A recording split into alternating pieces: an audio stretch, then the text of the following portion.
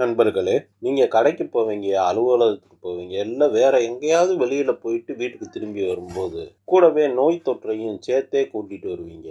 வீட்டில் இருக்கக்கூடிய பெரியவங்கள்லேருந்து குழந்தைகள் வரைக்கும் மிக அதிக அளவில் பாதிக்கிறது. இதை போக்கக்கூடிய மிகச்சிறந்த டிப்ஸை தான் நாம் இப்போ பார்க்க போகிறோம். அதுக்கு முன்னாடி நம்ம சேனலை இது வரைக்கும் நீங்கள் சப்ஸ்கிரைப் பண்ணலைன்னா இப்போவே சப்ஸ்கிரைப் பண்ணிக்கோங்க. நண்பர்களே, நீங்கள் இது வரைக்கும் எனக்கு கொடுத்த ஆதரவுக்கு நன்றி. சரி, வாங்க நம்ம வீடியோவுக்குள்ளே போகலாம். சூடான தண்ணியில் சில மூலிகைகளை சேர்த்து ஆவி பிடிக்கிறதால நம்முடைய நுரையீரலில் இருக்கக்கூடிய கிருமிகள் வெளியேறிடும். அது மட்டும் இல்லாமல் மூச்சு குழாயோட அடைப்பையும் அது சரி செய்யும். அது மட்டும் இல்லாமல் நீராவிக்கு எந்த ஒரு கிருமியையும் அழிக்கக்கூடிய தன்மை இருக்குது. சளி தொந்தரவு, இருமல், சலதோஷம், தலைவலி, உடல் அசதி, தொண்டை வலி, தொண்டை கரகரப்பு போன்ற அனைத்து வியாதிக்கும் நீராவி பிடிக்கிறதுல ஒரு மிகச்சிறந்த தீர்வு கிடைக்கும். சரி, எப்படி ஆவி பிடிக்கிறது?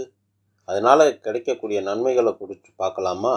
தண்ணீரோட மஞ்சள், மிளகு, எலுமிச்சை தோல், அப்புறம் தோல் சீவப்பட்ட இஞ்சி, துளசி, மஞ்சள், வேப்பிலை, இது எல்லாத்தையுமே தண்ணியில் நல்லா கொதிக்க வச்சு ஆவி வரும்போது இறக்கி வைக்கணும். அப்புறம் பாதுகாப்பாக அதுக்கு பக்கத்தில் உட்காந்து ஒரு போர்வையால் மூடி அந்த நீராவியை நம்ம ஆழமாக சுவாசிக்கணும். முகம், முன்னாடி இருக்கக்கூடிய நெத்தி, கழுத்து பகுதி, இந்த பகுதிகளில் பூரா நீராவி படுறது மாதிரி நம்ம உட்காந்து ஆவி பிடிக்கணும். அந்த நேரத்தில் நம்ம கண்ணை நல்லா மூடிக்கிறணும். கண் ரொம்ப மென்மையான பகுதிங்கிறதுனால ரொம்ப பாதுகாப்போடு நீராவி பிடிக்கிறது ரொம்ப நல்லது. நம்ம ஆவி பிடிக்கும்போது நாசி துவார வழியே உள்ளே போகக்கூடிய நீராவி நுரையீரலில் இருக்கக்கூடிய கிருமிகளை பூரா அழிச்சிடும்.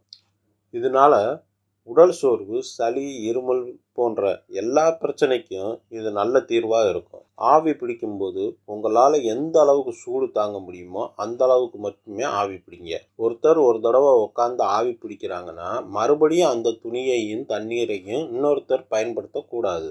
ஏன் அப்படின்னா இதனால் கிருமி தொற்றுகள் பரவக்கூடிய வாய்ப்பும் இருக்குது. அதனால் அதை தவிர்த்துடுங்க. சுடுநீரில் ஆவி பிடிக்கிறதுனால நம்ம முகத்தில் இருக்கக்கூடிய கரும்புள்ளிகளும் வெள்ளை புள்ளிகளும் சீக்கிரமாக நீங்கி முகம் நல்லா பளபளப்பாக ஆக ஆரம்பிச்சிடும். 5 முதல் 10 நிமிஷம் நீங்கள் ஆவி பிடிச்சிங்கன்னா உங்களுக்கு பிடிச்சிருக்கிற சளி வெளியில் வந்துடும். முகத்தில் இருக்கக்கூடிய அழுக்குகள் அல்லது டாக்ஸின்களால் ஏற்படக்கூடிய முகப்பொருட்கள் துணியால் துடைக்கும் போது போயிடும். சருமத்தில் அழுக்குகள் நீங்காமல் தங்கி இருக்கிறதுனால முகம் பளிச்சுன்னு இல்லாமல் முதுமை தோற்றத்தோடு காணப்படுகிறது. இதனால் நீங்கள் ஆவி பிடிச்சிங்கன்னா முகத்தில் இருக்கக்கூடிய அழுக்கெல்லாம் போய் பளிச்சுன்னு இளமை தோற்றத்தை கொடுக்கும் உங்களுக்கு. இந்த வீடியோ உங்களுக்கு பிடிச்சிருக்குன்னு நம்புகிறேன்.